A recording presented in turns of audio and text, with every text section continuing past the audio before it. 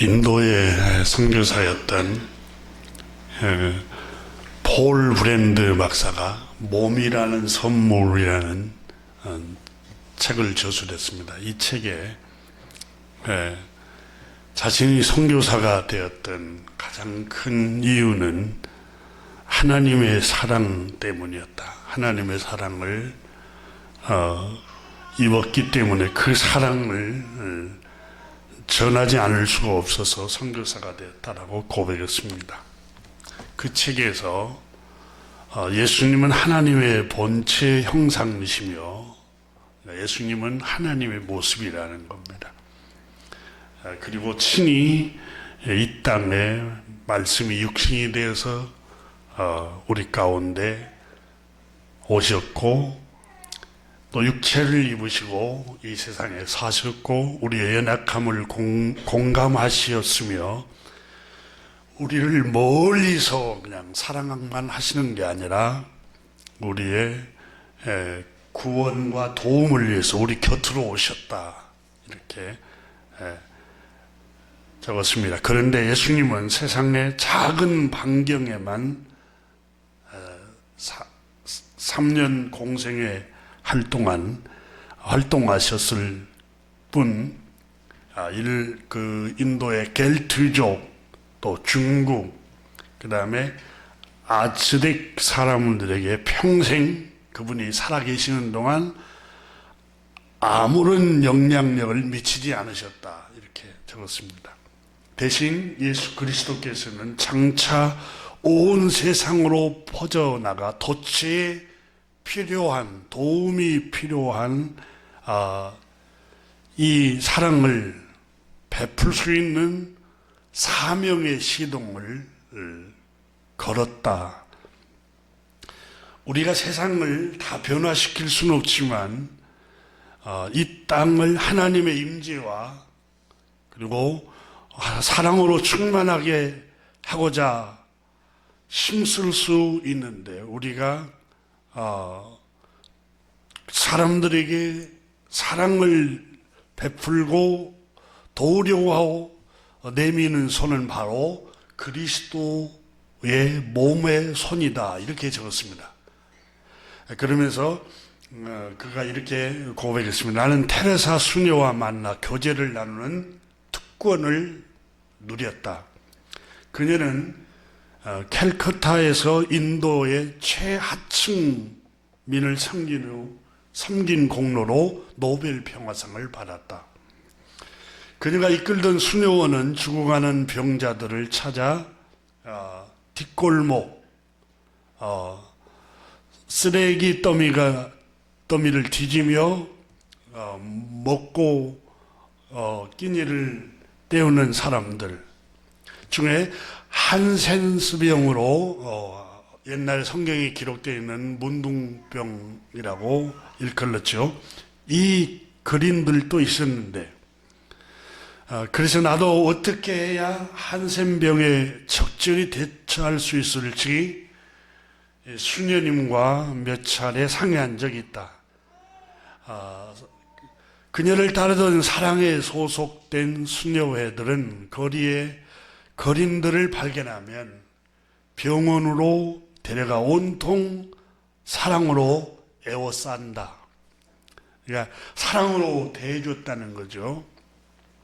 환하게 웃으며 친절한 미소로 이 환부를 닦아내고 씻어내고 보드라운 시트를 덮어주곤 하였다. 대개 말할 기력조차 없었던 그들은 번지수를 잘못 찾은 거 아닌가? 간호사에게 동그랗게 눈이 떠서 쳐다볼 뿐이었다. 죽어서 이렇게 친절한 사람들이 있는 곳에 오는 게 죽어서 혹시 내가 천국에 온 거 아닐까?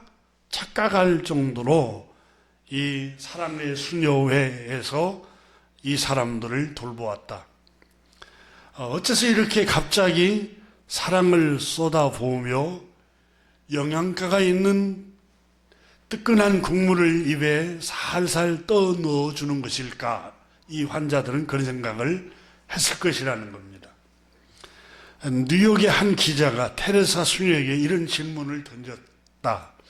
어째서 제한된 자원을 전혀 가망이 없는 이 거린들에게 소비합니까? 이렇게 자본주의 그 사고방식으로 질문을 했다는 겁니다.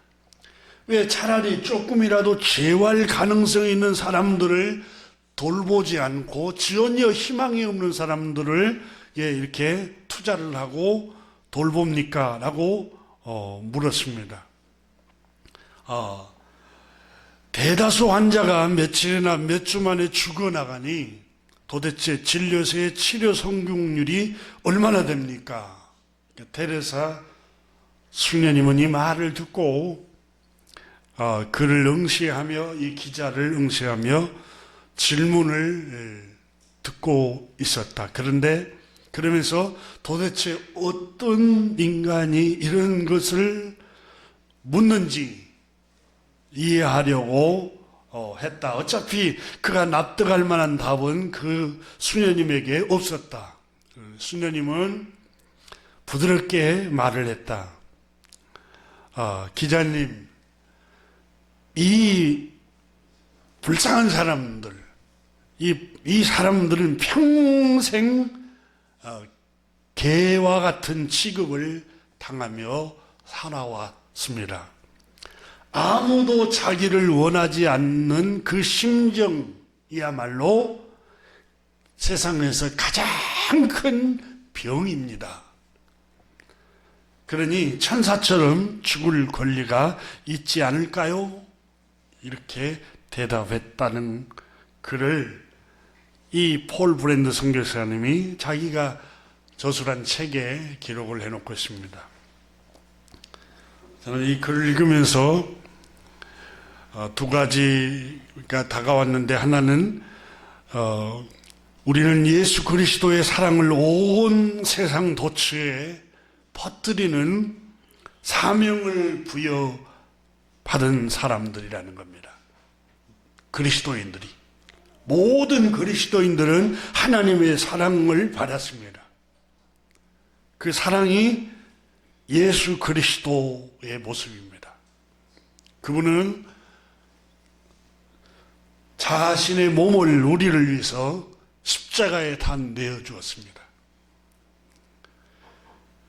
예수님의 사랑은 바로 우리가 사랑을 받았기 때문에 그 사랑을 우리도, 모든 그리스도인들이 그 사랑을 온 도처에, 온 세상에 퍼뜨려야 된다는 것입니다. 우리는 이웃을 사랑하고 도우려는 그리스도의 몸된 손이라는 겁니다. 또 하나는, 둘째는 아무도 자기를 원치 않는다는 심정이야말로 가장 큰 질병이라는 겁니다. 이 테레사 수녀님은 이게, 여러분, 아무도 자기를 원치 않는다고 생각해 보세요. 이 고독, 외로움, 슬픔, 아무도 자기를 원치를 않고, 눈길 한 번도 주지 않고, 또 미소도 주지 않고, 사랑하는 아내, 사랑하는 남편이었던 분, 또 자식들이 아무도 원치를 나를 않는다고 생각해 보세요. 그 고립감, 그 외로움, 그 고독은 세상에 말로 다 할 수 없는 고통이죠. 그런데 이 테레사 수녀님과 그리고 사랑의 수녀회에서는 아닙니다. 당신은 하나님이 사랑하시는 사람입니다. 하고 아무도 원치 않는 게 아니라 하나님은 당신을 사랑하십니다. 이걸 사랑으로 그들에게 보여줬다는 점입니다. 우리는, 여러분, 사랑을 받고 살아가는 사람들입니다.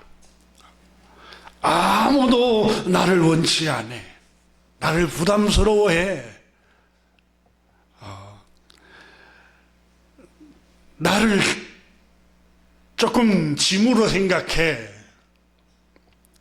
이런 마음이 여러분 가끔씩 드는 경우가 없지 않아 있습니까? 나이가 점점 들어갈수록 내가 점점 나이가 들어가는데 누가 나를 좋아하겠어요? 남편이 좋아하겠어? 아내가 좋아하겠어? 아니면 자식이 좋아하겠어?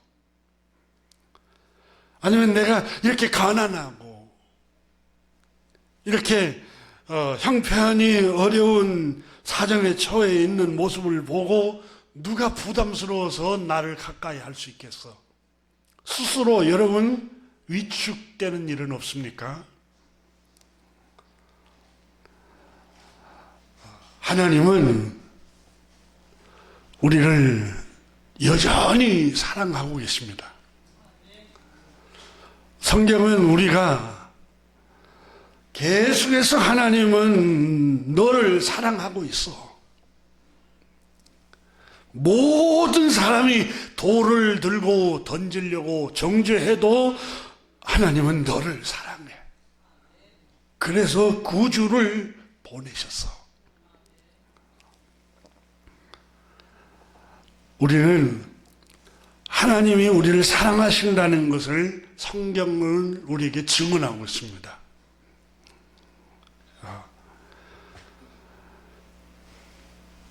하나님의 사랑을 입고 우리는 순간순간 살아가고 있습니다. 우리가 호흡하는 거, 여러분.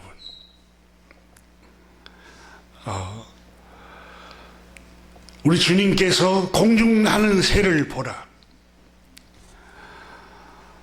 천부께서 너희 하늘 아버지께서 허락하지 아니하면 떨어지지 아니한다. 오늘 우리가 호흡하는 것은 하나님이 내 생명을 붙들고 있기 때문이라는 걸 예수님께서 말씀하셨습니다. 여러분 창세기를 읽어보면 하나님이 너를 사랑해. 아무도 우리를 원치 않는 것 같아. 그건 악한 영이 우리를 조소하고 우리를 비난하고 우리에게 절망을 가져다주는 악한 영이 하는 일입니다. 하나님은 우리 모두 한 사람 한 사람을 사랑하십니다. 창세기 1장부터 3장을 읽어보면 여러분 성경 하나님의 말씀 중에 제일 첫 번째 장, 창세기 1장, 2장, 3장. 여러분 모든 세상 만물을 하나님이 창조하시고 마지막 날에 사람을 창조하셨다고 가르치고 있습니다. 이게 뭘 말씀합니까? 아브라함이 거의 고백을 했습니다. 주님은 여호와이시라. 모든 걸 예비해 놓고 그걸 생존할 수 있도록 하나님께서 마지막 날에 사람을 창조하셨다. 그래서 우리가 생존할 수 있는 신선한 산소, 아침에 일어나면 창문을 열어놓으면 신선한 공기를 마실 수 있습니다. 사람이 물이 없으면 생존할 수가 없지요. 그래서 사람을 의지하며 마음이 여호와에게서 떠난 사람은 저 사막 떨기나무 사막 가운데 거처하는 저주를 받을 것이라고 그랬어요. 예레미야 17장이에요. 근데 물이 없는 끈끈한 땅, 물이 없으면 사람이 생존할 수가 없는데 하나님께서 우리에게 풍요로운 물을 주셨습니다. 이른 비와 늦은 비로 하늘에서 가늘게 부셔가지고 비를 내리고 눈을 내리게 해서 땅을 촉촉하게 적시게 하고 온 땅에 마른 땅이 되지 않도록 기름지게 하십니다. 땅에서 생수가 콸콸 솟아오르게 하고 우리가 마실 수 있는 물을 마실 수 있게 하고 땅이 물로 적셔서 기름지고 풍요롭게 되어서 각종 채소가 잘 자라나게 합니다. 열매 맺는 곡식이 자라나게 하고 열매를 거두게 합니다. 낮에는 지금 밖에 햇볕이 비쳐서 모든 생물이 생존하도록 따뜻한 햇볕을 비춰줍니다. 너무 과로하지 않도록, 사람은 욕심이 많아서 밤이 없으면 잠을 자지 않을 수도 있어요. 그래서 하나님이 밤을 또 창조하십니다. 창세기 보면. 그래서 절제하고 인간의 육체를 입고 있는 몸을 절제해서 몸을 쉴 수 있도록 아늑한 밤을 창조하시고 밤을 주셨습니다. 자연재해와 전쟁의 위험으로부터 또 동물로부터 맹수로부터 우리의 생명을 지키기 위해서 안전한 국가를 형성하게 하셔서 이 대한민국에 우리가 살도록 하나님 허락하셨고, 우리가 외롭지 않도록 창조주 하나님께서 가정을 주셨습니다.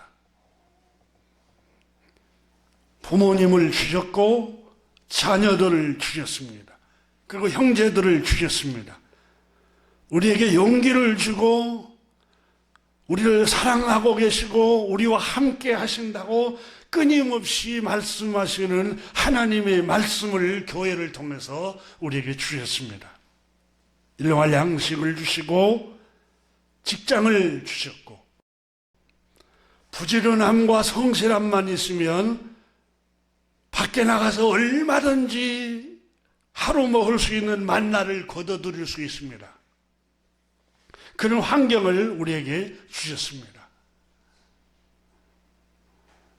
저 러시아에서, 동남아시아에서, 저 아프리카에서, 제3세계 국가에서 여러분 만나, 하루하루 먹을 만나를 죽기 위해서 이 대한민국의 일자리를 찾아오는 사람들도 있습니다. 그만큼 풍요로운 땅입니다. 우리 몸이 아프면 얼마든지 치료할 수 있는 병원이 우리 가까이에 있습니다. 창세기에 하나님께서 빛을 창조하시고 하늘을 창조하시고 궁창을 창조하시고 바다를 창조하시고 육지를 창조하시고 땅의 모든 채소와 식물과 과목을 창조하시고 동물과 모든 생물들을 다 창조하시고 해와 달과 별을 다 창조하시고 가장 마지막 날에 이 모든 걸 다 준비해 놓고 여섯째 날에 하나님이 자기 형상을 따라 자기 모습대로 사람을 창조하셨다. 이렇게 기록을 하고 있습니다. 우리는 하나님이 우리를, 인간을 하나님의 모습대로 창조하신 그 하나님의 사랑을 곰곰이 생각해야 합니다.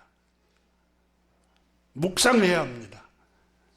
시편 28편 5절에 그들은 여호와께서 행하신 일과 손으로 지으신 것을 생각하지 아니하므로 여호와께서 그들을 파괴하셨고 건설하지 아니하시리로다 그랬습니다. 다시 말하면 하나님이 행하신 일 그리고 손으로 지으신 것을 생각하지 아니할 때 주님께서는 그들의 영혼이 파괴된다는 거예요. 창조주 하나님께서 우리에게 베푸신 것들을 하나하나씩 생각해 보면 그저 감사할 따름입니다.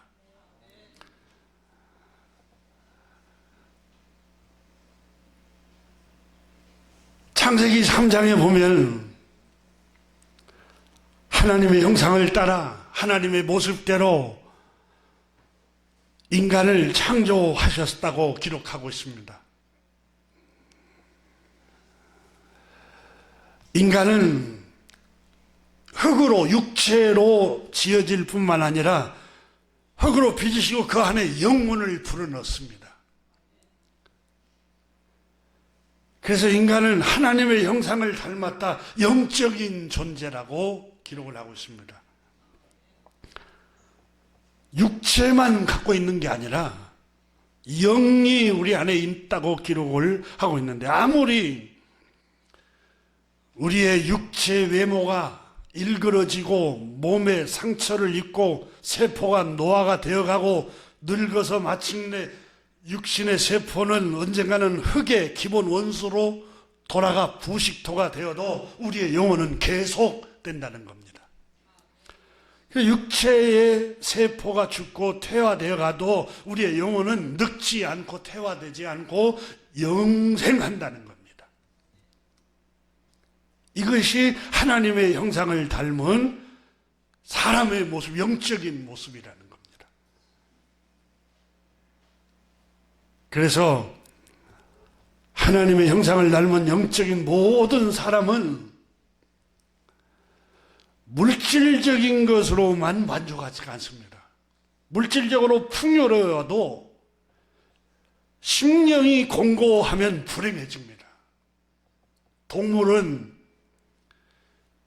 배부르면 만족합니다. 여러분, 동물의 세계를 보십시오. 배부르면 더 이상 욕심을 내지 않아요.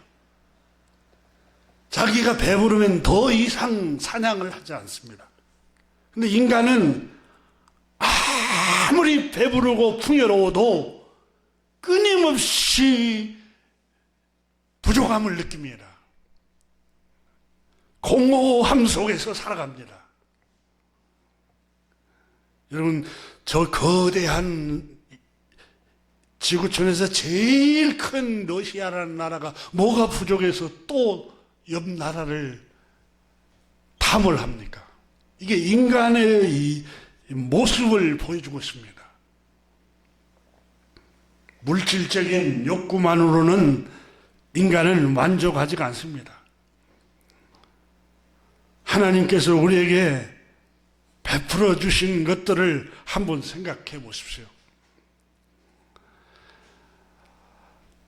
사단은 끊임없이 우리를 교수를 합니다. 아무도 너에게 관심이 없어. 널 원치를 않아. 그러나 성경은 하나님은 너를 사랑해. 하나님은. 자, 창세기를 한번 봐봐. 하나님이 행하신 일을 한번 깊이 한번 생각해 보라고. 모든 걸 준비해 놓고 마지막 날에 인간을 창조하셨잖아. 그것이 너희가 섬기는 너를 향하신 하나님 아버지의 마음이야. 그래서 시편 8장 1절에 다윗이 여러분 양을 치면서 밤하늘의 별을 바라보면서 아마 이 시를 지었지 않나 그런 생각을 해봅니다. 여호와여, 우리 주여, 주의 이름이 온 땅에 어찌 그리 아름다운지요. 주의 영광이 하늘을 덮었나이다. 하늘의 별들을 보고 지금 소리친 것 같아요. 목동, 여러분 애굽 사람들이 가장 멸시한 직업이 목동입니다. 목축업을 하는 사람이 가장 멸시의 대상이었습니다. 예수님께서 탄생한 곳을 가장 멸시받는 마국간에, 동물의 마국간에 탄생하신 걸 성경은 우리에게 증언합니다. 가장 낮은 모습으로 오셨다는 걸 가르쳐주는 말씀입니다. 근데 다윗이 여러분 가장 천한 직업을 가지고 살았는데도 그는 마음이 충만했습니다. 여호와여, 주의 이름이 온 땅에 어찌 그리 아름다운지요. 주의 영광이 하늘을 덮었나이다. 곰곰이 생각해 보니까 하나님의 은혜입니다. 3절에 주의 손가락으로 만드신 주의 하늘과 주의 베풀어 두신 달과 별들을 내가 보니 사람이 무엇이기에 주께서 이처럼 생각하시며 인자가 무엇이기에 주께서 그를 돌보시나이까.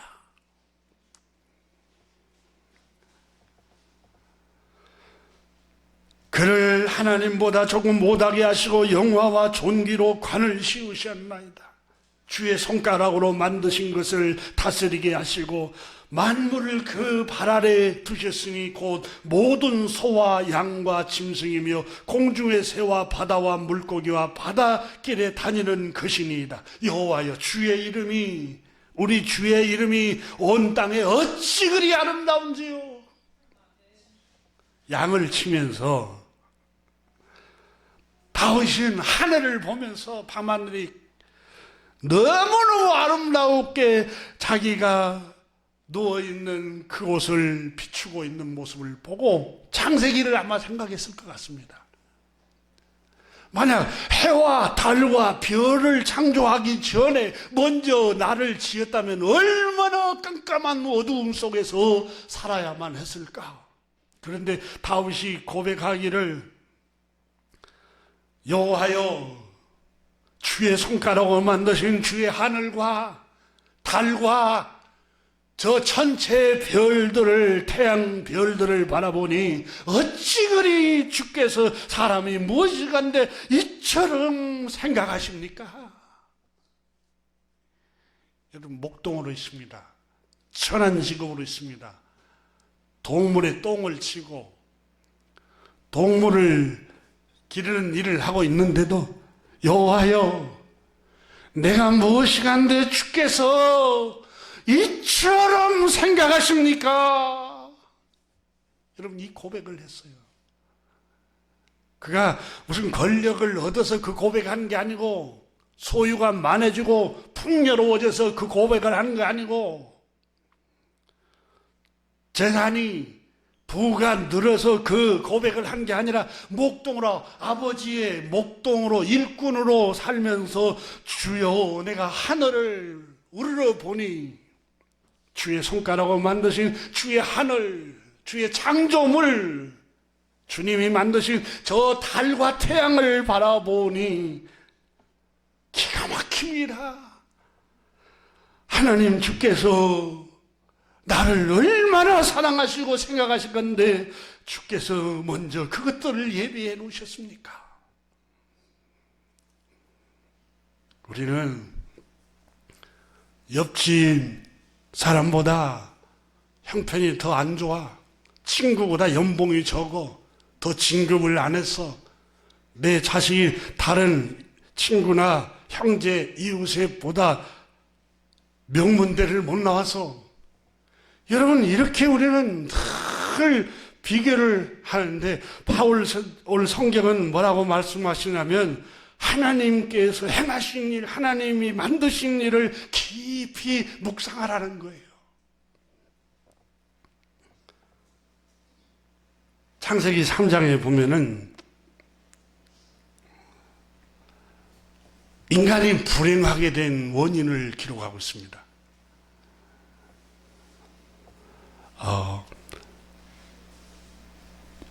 인간의 모든 불행은 생명의 근원 대신 하나님을 떠남으로 시작되었다. 사람이 불행해지고 온갖 재난과 질병과 저주와 사망이 어디로부터 왔는가를 성경이 기록하고 있습니다. 그것은 온 우주 만물을 창조하신 창조주 하나님을 인정하지 않는 데부터서 저주가 왔다고 말합니다. 그분의 손에 의해서 지음을 받았고 그분의 말씀에 의해서 창조되었음에도 불구하고 그분을 인정하지 않습니다. 예배하지 않습니다. 감사하지 않습니다. 나의 생명, 호흡, 건강이 하나님의 은혜임을 인정하지 않는 것이 죄악입니다. 모든 만물을 창조하신 창조주 하나님 그 말씀에 굴복하지 않는 것이 죄입니다. 창세기를 보십시오. 1장에 여호와께서 태초에 말씀으로 하나님이 천지를 창조하시니라. 빛이 있으라. 하나님, 전능하신 하나님, 창조주 하나님 말씀하시니까 빛이 생겨났고, 궁창, 육지, 생물, 바다, 우주, 모든 것이 하나님의 말씀을 하니 그대로 되니라 이렇게 적었어요. 성경에 그대로 순종하는데, 창세기 3장에 하나님이 만드신 모든 피조물 중에 유독 피조물 가운데 인간만 하나님이 가장 존귀하게 만들었고, 하나님의 모습대로 하나님의 형상을 따라 지음을 받은 사람을 가장 존귀하게 만들고 그에게 복을 주셨는데, 말씀을 따라 순종하지 않습니다. 하나님께서 창세기 3장에 보면은 에덴을 창조하셔서 그 땅에서 인간으로 하여금 살게 합니다. 그곳은 내 강이 흘렀다고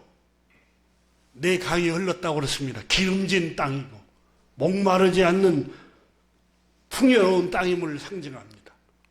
또 그 땅은 금이 나고 동이 캐고, 이건 여러분 풍요로움을 말합니다. 풍성함을 의미합니다. 목마름이 없도록 내 강이 흐르는 곳입니다.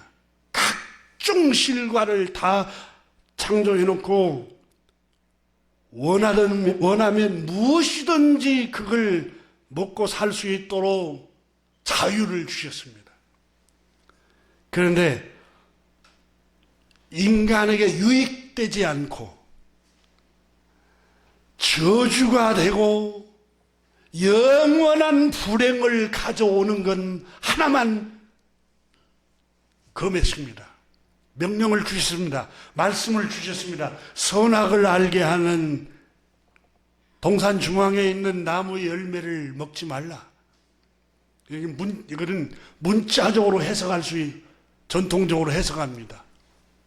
그러나 여러분, 또 우리가 하나님의 말씀으로 또 교훈을 하나 찾아보면은 각종 실과 모든 자유를 다 누릴 수 있는데 인간에게 해로운 거 하나만 금해놨어요.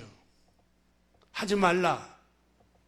어쩌면은 십계명 중에 우리에게 하지 말라, 뭐 하지 말라, 뭐 하지 말라, 뭐 하지 말라, 이 인간에게, 우리에게 불행을 가져오고 저주를 가져오고 사망을 가져오기 때문에 하나님이 그걸 금해 놓은 상징적인 명령일 수 있습니다.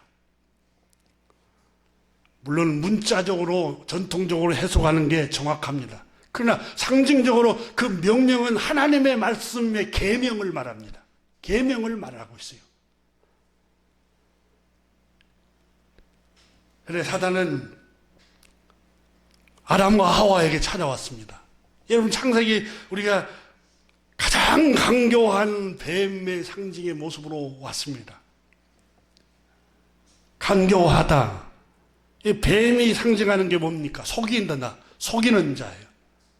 색깔을, 자기 몸의 피부의 색깔을 변하면서 다니는 게 뱀이잖아요. 간교하는 걸 뱀을 상징하잖아요. 거짓말하는 게 뱀을 상징하잖아요. 그래서 요한계시록에 보면 마귀라고도 하고 옛뱀이라고도 하고 용이라고도 하고 참소하는 자, 이걸 상징했어요. 그러니까 뱀은 창세기 3장에 나오는 이 사단은 속이는 자, 간교한 자,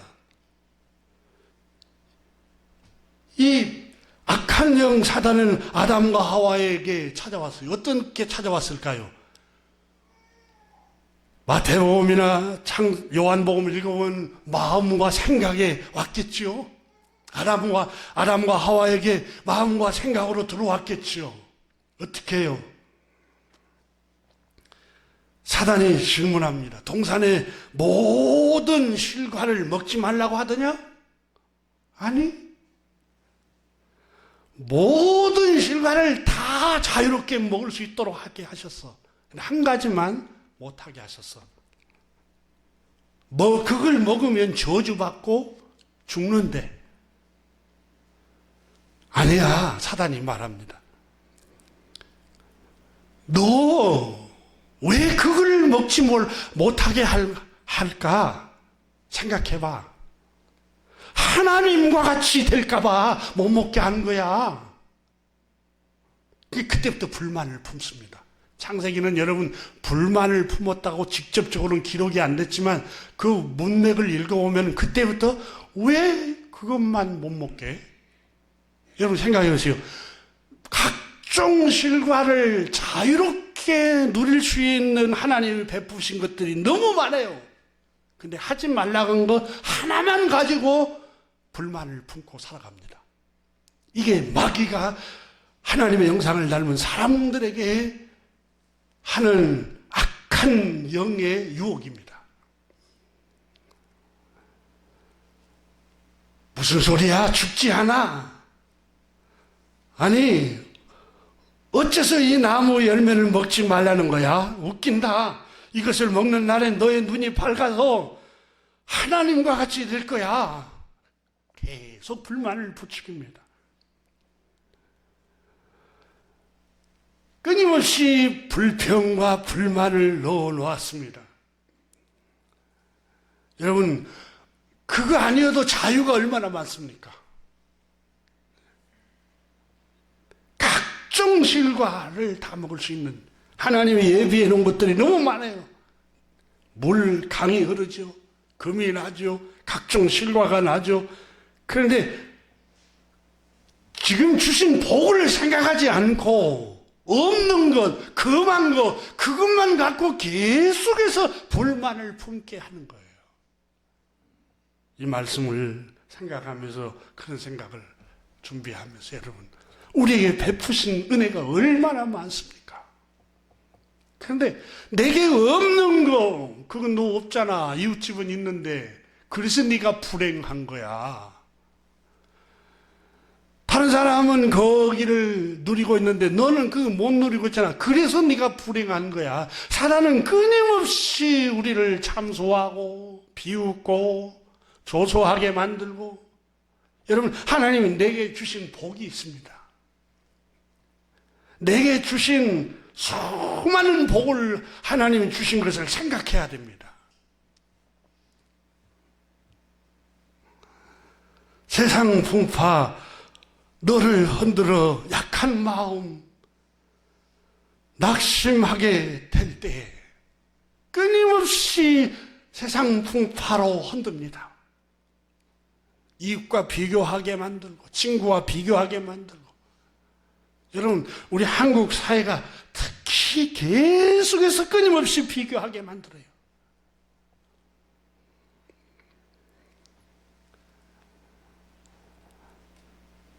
학벌로 비교하게 만들고, 명품으로 비교하게 만들고, 집 크기로 비교하게 만들고, 어디 동네에 사는 것 때문에 비교하게 만들고. 이게 여러분 어둠의 주관자 악한 영이 하나님의 사람을 풍요롭게 살지 못하도록 아주 유혹하는 유혹입니다. 세상 모든 풍파 너를 흔들어 약한 마음 낙심하게 될 때에 내려주신 주의 복을 세워라. 주의 크신 복을 내가 할리라. 말씀을 준비하면서 혼자 내가 이 찬양을 부르면서 세상 모든 풍파, 세상 환경, 너 주변 사람들, 네가 있는 그 환경이 너의 마음을 자꾸 흔들고 너의 마음을 약하게 만들 때에 내가 너에게 준 복을 생각해봐. 그것 때문에 비교하지 말고, 그것 때문에 낙담하지 말고 끊임없이 하나님이 행하신 일을 묵상하란 말이야. 하나님께서 우리에게 주신 창세기에 기록된 말씀입니다. 인간의 불행은 여러분 하나님이 주신 복을 누리지 못하고 끊임없이 비교하기 때문에 불행해집니다. 창조주 하나님께서는 여러분 곰곰이 한번 생각해 보세요. 앞을 못 본다고 생각해 보세요. 우리는 눈이 있고 앞을 볼 수 있어서 당연한 거 아니야? 당연하지 않습니다. 장님으로 살아가는 사람들이 너무 많습니다. 앞을 못 보는 사람들이. 앞을 볼 수 있다는 게 얼마나 감사합니까? 여러분, 빛이 없이 캄캄하게 살아가는 사람들이 너무 많습니다. 자유가 없이 억압을 받으면서 살아가는 사람들이 너무너무 많습니다.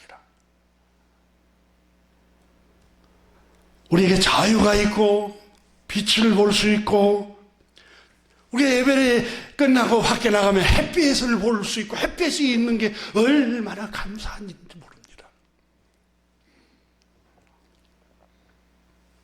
높은 하늘을 바라볼 수 있는 하늘을 주셔서 감사하고 육지와 바다와 높은 산과 들, 희귀한 동물들, 먹을 수 있는 씨 맺는 열매들 조금 있으면 꽃들이 나옵니다. 아름다운 꽃들이.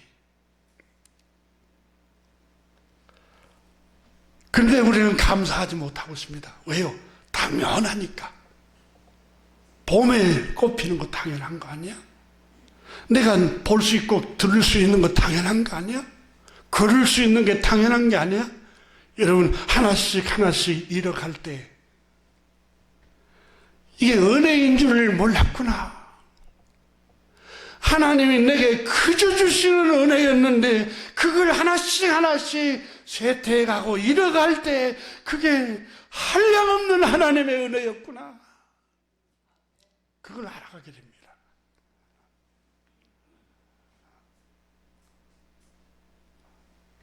사랑하는 교우 여러분, 우리 하나님께서 지으신 세상 모든 만물을 바라보면서 우리는 하나님께 감사해야 합니다. 온 천하 만물 우르러 다 주를 찬양하여라. 할렐루야 할렐루야. 적은 빛나는 밝은 해, 처음 빛나는 밝은 달, 하나님을 찬양하라. 할렐루야 할렐루야 할렐루야. 저 힘차게 부는 바람아, 떠가는 묘한 구름아, 저 흘러가는 맑은 물, 내리는 비, 부는 바람, 피어나는 꽃들, 다 주를 찬양하라. 여러분, 생이 얼마나 짧습니까? 이 땅에 생존하는 선물을 하나님께서 잠깐 선물로 주셨습니다. 정겸이가 잠깐 왔다가 가는 모습 보고 제 아이가 찰나에 이렇게 왔다가 가버린 것 같아요. 이러면서 인생이 이렇게 짧구나. 그 아이가 하면서 아빠, 왜 이렇게 삶이 짧을까? 아빠가 볼 수 있는 시간이. 그래 얘기를 해. 너무 짧다. 그 청년이. 왜냐하면 같이 있을 때는 몰랐대요. 그러니까 멀리 떨어져 보니까 인생이라는 게 잠깐 볼 수 있는 시간이 너무 보고 작게 헤어지는구나. 여러분, 생이 짧습니다. 그런데 하나님이 주신 이 짧은 생을 비교하면서만 살랍니까? 불안이 가득 차고 시기하고 시샘만 내고 우울하게 짧은 생을 보낼 것입니까? 기뻐하십시오. 그래서 빌립보서의 바울 선생은 형제들아 기뻐하라. 내가 다시 말하노니 기뻐하고 또 기뻐하라. 왜요? 잠깐 여러분 생이 너무 짧습니다. 기뻐하십시오. 즐거워하십시오. 기뻐하고 감사하고 즐거워하며 살기도 짧고 아쉬운 시간들입니다. 그런데 내게 주신 복을 누리고 즐거워하기는커녕 더 좋은 것, 더 많은 것, 더 좋은 것, 더 큰 것, 더 값비싼 것, 더 좋은 환경 비교하면 끝도 없습니다. 행복을 살 수 있는 짧은 시간의 선물을 다 잃어버립니다. 악한 영에게 속지 말아야 됩니다. 악한 마귀는 이 짧은 생 동안 하나님이 주신 복을 즐거워하지 못하게 합니다. 여러분, 동산 중앙에 있는 나무 열매, 그 선악을 알게 하는 나무 열매 말고 각종 실과 얼마나 많습니까, 여러분? 여러분, 우리가 명품 옷, 명품 백, 명품 무슨 뭘 못 누려도 산에 가서 여러분 숲을 보면서 거닐면서 맑은 공기를 마시면서 그 누릴 수 있잖아요. 야생화를 보면서 꽃이 피어나는 모습 보면서 정말 청아하고 정말 아름답구나. 여러분 얼마든지 우리가 내게 없는 것 그거 말고 누릴 수 있는 것들을 찾아서 얼마든지 많이 누릴 수 있습니다. 친구는 직장 동료는 그 유명한 그곳에 갔대. 그거 아니어도 여러분 그거 값비싼 데 아니어도 얼마든지 누릴 수 있는 것이 많습니다. 마귀는 끊임없이 시기하게 하고 끊임없이 비교하게 하고 그래서 하나님이 주신 복을 누리지 못하게 하고 있습니다.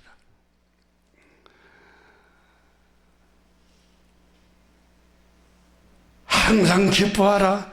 항상 즐거워하라. 모든 일에 감사하라.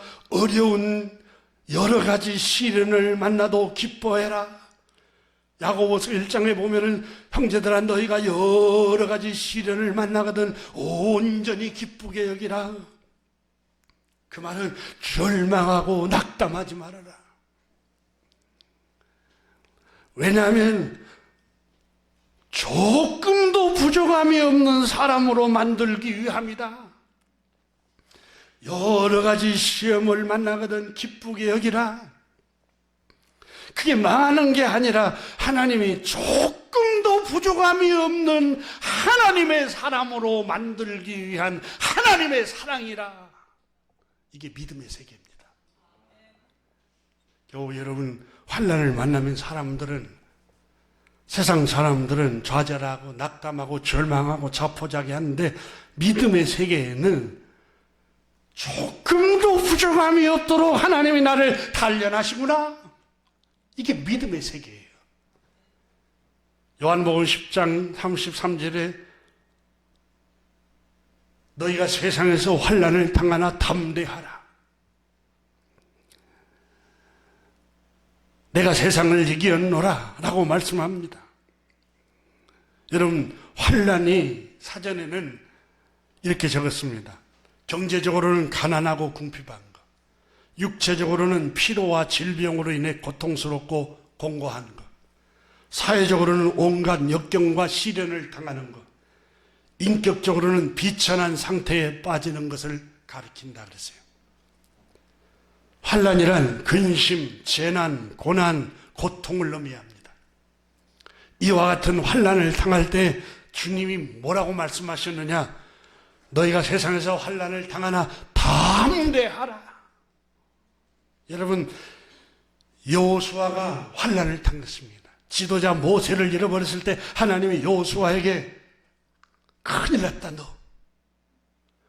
그 큰 산을 잃어버리다니. 그렇게 하지 않았습니다. 여호수아야, 너는 마음을 강하게 하고 담대하라. 내가 모세와 함께 있던 것처럼 너와 내가 함께 있을 것이다. 평생에 너와 함께 동행할 것이며 너를 당해낼 자가 없으리니 걱정하지 말아라. 내가 너와 함께 하겠다. 여러분, 이렇게 환난을 당할 때 하나님께서는 담대하라고 말씀하셨어요.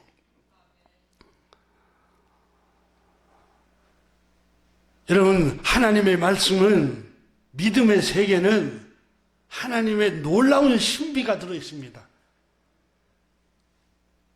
이사야 43장에도 하나님께서 하나님의 백성들에게 말씀하셨잖아요. 너를 택하신 자요, 너를 지으신 자요, 너를 구원한 자, 너의 아버지 창조자가 지금 너에게 말하노라. 너희가 물 가운데로 지나갈지라도 두려워하지 말아라. 불 가운데로 지나갈지라도 겁내지 말아라. 하나님 말씀하시잖아요. 그것들이 너를 이기지 못하도록 내가 너와 함께 하겠다. 이게 믿음의 세계입니다. 하나님은 우리를 불쌍히 여기시고 긍휼히 여기시고 우리를 사랑하고 계십니다. 하나님은 사랑이십니다. 그래서 오늘 본문 말씀에 우리가 여러분 로마서 12장에서 읽은 말씀 가운데 형제를 사랑하여 10절에 서로 우애하고 존경하기를 서로 먼저 하며 라고 말씀을 하고 있습니다. 여기서 우리가 주목해야 할 말씀이 있습니다. 형제를 사랑하여. 여러분, 구원받은 사람의 열매는 형제를 사랑한다는 겁니다. 하나님이 우리를 사랑하신 것처럼 우리도 하나님이 우리를 사랑하고 계신다. 요한일서 2장 4절에 보면은 하나님을 안다 하고 주님의 계명을 지키지 아니하는 자는 거짓말하는 자요. 주님의 계명은 서로 사랑하라. 요한복음 13장에 내가 너희에게 새 계명을 주노니 서로 사랑하라. 내가 너희를 사랑한 것 같이 너희도 서로 사랑하라. 이게 주님의 계명입니다. 그래서 요한일서 2장 4절에 하나님을 아노라 하고 그를 아노라 하고 그분의 계명을 지키지 아니하는 자는 거짓말하는 자요. 여러분, 하나님을 안다는 게 무엇입니까? 창세기 1장 창조장, 창세기 3장 인간 타락장, 이게 성경을 아는 게 아니에요. 하나님이 누구신가 하는 것은, 여러분, 하나님을 안다는 것은 서로 사랑하라는 하나님의 명령이 하나님의 계명임을 아는 거예요. 그래서 요한일서 4장 20절에는 누구든지 하나님을 사랑하노라 하고 그 형제를 미워하면 이는 거짓말하는 자니. 하나님을 사랑한다는 거 하는 것이 거짓말하는 자라. 나 하나님 사랑해. 사랑해요, 주님. 눈물을 흘려요. 눈물을 흘리면서 밤을 새면서 기도해요. 형제를 사랑하지 않고 시기하고 미워하고 용서하지 못하고 있는 것은 하나님 사랑한다는 말은 거짓말이라고 성경은 말씀하고 있습니다. 그러니까 우리가 생각하는 감정적으로 하나님을 사랑한다는 것과 하나님 말씀의 지식에 의하면은 형제를 미워하면은 하나님을 사랑한다는 말이 거짓말하는 자니 그랬어요. 보이는 그 형제를 사랑하지 아니한 자는 보지 못하는 바 하나님을 사랑할 수 없느니라. 사랑하는 교우 여러분, 하나님을 사랑한다는 것은 형제를 사랑하는 겁니다. 하나님이 우리를 사랑하신 것처럼 우리가 형제를 사랑하는 마음, 이것이 성경은 하나님을 사랑하는 것이라고 말씀합니다. 그러면 요한복음에 예수님께서 너희가 서로 사랑하면 모든 사람이 너희를 그리스도인이라 내 제자라고 알리라. 이로써 이 사랑으로써 너희가 내 제자인 줄 알리라. 이 제자는 그리스도인을 말합니다. 무슨 12제자만이 아니라 목회자를 말하는 게 아니라 예수님을 따르는 그리스도인을 말합니다. 그러니까 너희가 서로 사랑하면 이로써 모든 사람이 너희를 구원받았구나. 정말 그리스도인이구나. 이것을 알게 될 것이라고 말씀하셨습니다. 로마서 13장 8절에 남에게 해야 할 의무를 다하십시오. 그러나 아무리 해도 다할 수 없는 의무가 한 가지 있습니다. 그것은 사랑의 의무입니다. 남을 사랑하는 사람은 이미 율법을 완성했습니다. 10절에 공동번역 성경에 이렇게 번역합니다. 이웃을 사랑하는 사람은 이웃에게 해로운 일을 하지 않습니다. 그러므로 사랑한다는 것은 율법을 완성하는 일입니다. 로마서 12장 10절에 형제를 사랑하여 서로 먼저 존경하기를 먼저 하고 라고 말씀했습니다. 오늘 본문에. 교우 여러분, 우리가 구원받은 하나님의 백성의 표시가 뭡니까? 서로 사랑하는 겁니다. 요한일서 2장 4절에 하나님을 아노라 하고 그 명령, 그 계명, 서로 사랑하라는 계명을 지키지 아니한 자는 거짓말하는 자요. 누구든지 하나님을 사랑하노라 하고 그 형제를 미워하면 이것은 거짓말한 자니 요한일서 4장 20절에 말씀하셨습니다. 보이는 형제를 사랑하지 못하면서 보이지 않는 하나님을 사랑한다는 말은 거짓말입니다. 우리 주님은 열매로 그 나무를 알라 하셨습니다. 우리가 그리스도인인 줄을 어떻게 압니까? 주님이 우리를 용서하신 것처럼 우리도 우리에게 피해를 입히고 우리에게 적대감을 품고 우리를 박해하고 우리에게 비난을 퍼붓고 수군거리고 악감정을 품은 사람들을 위해서 기도하고 그들을 용서하는 것이 하나님을 사랑한다는 표시입니다. 사랑하는 교우 여러분, 오늘 성경에 우리에게 말씀합니다. 다시 한번 10절 봅니다. 형제를 사랑하여 서로 우애하고 존경하기를 서로 먼저 하며 심은 대로 거둔다고 그랬습니다. 내가 먼저 존경하면 상대방이 존경하게 돼 있습니다. 내가 정성껏 대하면 이웃이 나를 정성껏 대하게 돼 있습니다. 그러나 9절에 사랑에는 거짓이 없나니 여러분 속 가증된 마음을 가지고 겉과 속이 다른 마음을 가지고 대하면 이건 진정한 사랑이 아닙니다. 오늘 이번 주간 한 주간 살면서 여러분 먼저 사랑을 베풉시다.